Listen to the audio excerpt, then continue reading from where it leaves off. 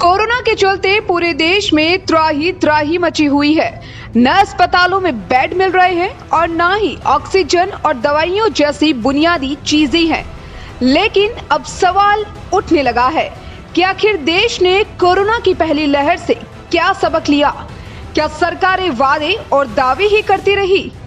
Corona की दूसरी लहर के लिए आखिर कौन जिम्मेदार है? क्या यह मोदी सरकार की अब तक की सबसे बड़ी नाकामी है?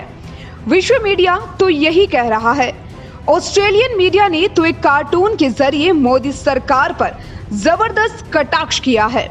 ऑस्ट्रेलियन फाइनेंशियल रिव्यू अखबार में छापा ये कार्टून सोशल मीडिया पर जबरदस्त वायरल हो रहा है।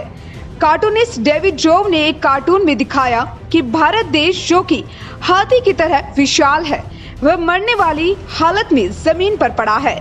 प्रधानमंत्री नरेंद्र मोदी उसकी पीठ पर सिंहासन की तरह लाल गद्दी वाला आसन लगाकर बैठे हुए हैं। उनके सिर पर तूरेदार पगड़ी और एक हाथ में माइक है। वह भाषण वाली पोजीशन में है। यह कार्टून सोशल मीडिया पर तेजी से वायरल हो रहा है। ब्रिटेन के अखबार द गार्जियन ने प्रधानमंत्री नरेंद्र मोदी की चुनावी रैलियों को भी कुछ हद तक देश के इस हालात के लिए जिम्मेदार ठहराया है। अखबार ने कहा कि लोग अब सबसे बुरे हाल में जी रहे हैं। अस्पतालों में ऑक्सीजन और बेड दोनों ही नहीं है। 6 हफ्ते पहले उन्होंने भारत को वर्ल्ड फार्मेसी घोषित कर दिया, जबकि भारत में 1% आबादी का भी वैक्सीनेशन नहीं हुआ था।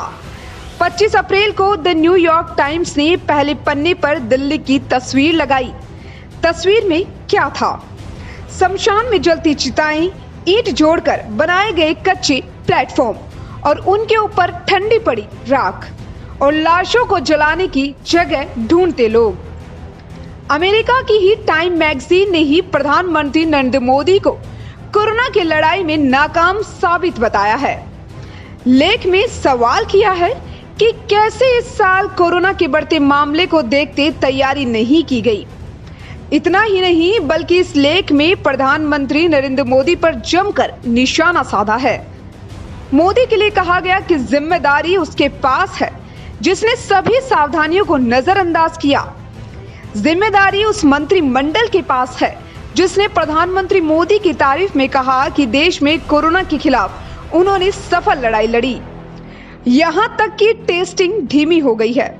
लोगों में भयानक वायरस के लिए ज्यादा भय न रहा। हालांकि अब दुनिया भर से भारत को मदद भी मिल रही है। ब्रिटेन के प्रधानमंत्री बोरिस जॉनसन ने रविवार को कहा कि इस मुश्किल वक्त में हम भारत के साथ खड़े हैं। भारत हमारा मित्र देश है और कोविड-19 के खिलाफ इस जंग में हम उसका पूरा साथ देंगे। मुश्किल के इस वक्त में यूके भारत के साथ हैं।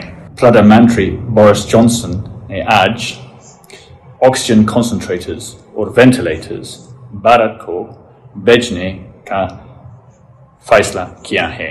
कोरोना को हराने के इस जंग में यूके भारत के साथ कंधे से कंधा मिलाकर आगे बढ़ रहा है। धन्यवाद। ब्रिटेन के अलावा फ्रांस, रूस और अमेरिका ने मुसीबत की घड़ी में भारत की तरफ मदद का हाथ बढ़ाया है। अमेरिकी राष्ट्रपति जो बाइडेन ने कहा कि महामारी की शुरुआत में भारत ने हमारे अस्पतालों में सहायता भेजी थी। अब जबकि उसे जरूरत है तो हम मदद के लिए तैयार खड़ी हैं।